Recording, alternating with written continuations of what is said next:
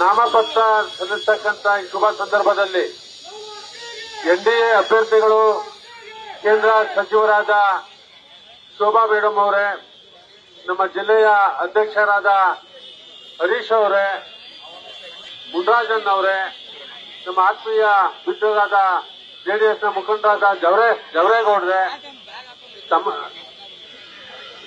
ತಮೇಶ್ ಗೌಡ್ರೆ, ಗೋಪಿನಾಥ್ ರೆಡ್ಡಿ ಅವರೇ, ನಮ್ಮ ಕಟ್ಟ ಜಗದೀಶ್ ಅವರೇ, ಇಲ್ಲಿರ್ತಕ್ಕಂಥ ಎಲ್ಲ ಭಾರತೀಯ ಜನತಾ ಪಕ್ಷ ಮತ್ತು ಜನತಾದಳದ ಎಲ್ಲ ಮುಖಂಡರೇ, ನಿನ್ನೆ ನಮ್ಮ ಪಕ್ಷದ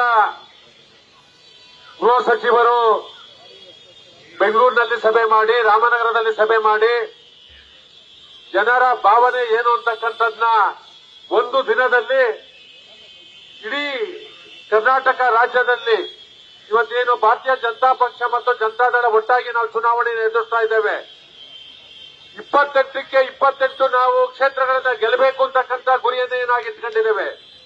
ಅದರಲ್ಲೂ ವಿಶೇಷವಾಗಿ ಬೆಂಗಳೂರಿನ ಉತ್ತರ ಲೋಕಸಭಾ ಕ್ಷೇತ್ರ ಈ ಬಾರಿ 8 ಕ್ಷೇತ್ರಗಳು ಅತ್ಯಂತ ಹೆಚ್ಚಿನ ಲೀಡನ್ನ ತಗೋಬೇಕು, ಅತ್ಯಧಿಕ ರಾಜ್ಯದಲ್ಲಿ ಅತ್ಯಧಿಕ ಬಹುಮತವನ್ನ ಎನ್ಡಿಎಗೆ ಕೊಡಬೇಕು, ಶೋಭಾ ಮೇಡಮ್ ಅವ್ರನ್ನ ಲೋಕಸಭೆಗೆ ಕಳಿಸಿ ಈಗೇನು ಕೇಂದ್ರ ಸಚಿವರಾಗಿದ್ದಾರೆ ಅದೇ ರೀತಿ ಮುಂದುವರಿಬೇಕು ಅಂತಕ್ಕಂಥ ನಿಟ್ಟಿನಲ್ಲಿ ನಾವೆಲ್ಲ ಇವತ್ತು ಸೇರಿದ್ದೇವೆ.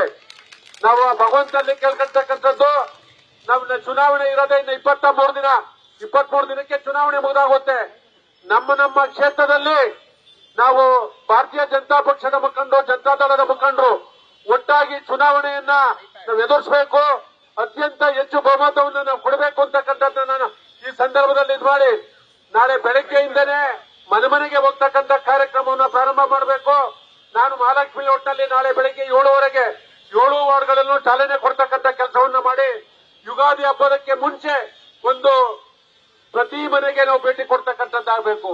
ಯುಗಾದಿ ಆದ್ಮೇಲೆ ಒಂದು ಬಾರಿ, ಆಮೇಲೆ ಬೂತ್ ಮಟ್ಟದ ಕಾರ್ಯಕ್ರಮಗಳು ಇದನ್ನ ನಡಿಬೇಕಾಗಿರೋದ್ರಿಂದ ನಾವು ಅತ್ಯಂತ ಹೆಚ್ಚು ಬಹುಮತದಿಂದ ಶೋಭಾ ಮೇಡಮ್ ಅವ್ರನ್ನ, ಪ್ರಧಾನಮಂತ್ರಿ ನರೇಂದ್ರ ಮೋದಿಜಿಯವ್ರನ್ನ ನಾವು ಮತವನ್ನ ಕೇಳ್ತಕ್ಕಂಥದ್ದು. ಪ್ರಧಾನಮಂತ್ರಿ ನರೇಂದ್ರ ಮೋದಿಜಿಯವ್ರನ್ನ ಈ ದೇಶಕ್ಕೆ ನರೇಂದ್ರ ಮೋದಿಜಿಯವರ ಅತ್ಯವಶ್ಯಕವಾಗಿರೋದ್ರಿಂದ ಅವರ ಹೆಸರಿನಲ್ಲಿ ನಾವೆಲ್ಲರೂ ಮತವನ್ನ ಕೇಳೋಣ ಅಂತಕ್ಕಂಥದ್ದು ಹೇಳಿ ನಾನು ಮಾತು ಮುಗಿಸ್ತೇನೆ. ಜೈ ಶ್ರೀರಾಮ್. ನ್ಯೂಸ್ ಫಸ್ಟ್ ನಿರ್ಭೀತಿಯಿಂದ ನಿಮ್ಮ ಪರವಾಗಿ.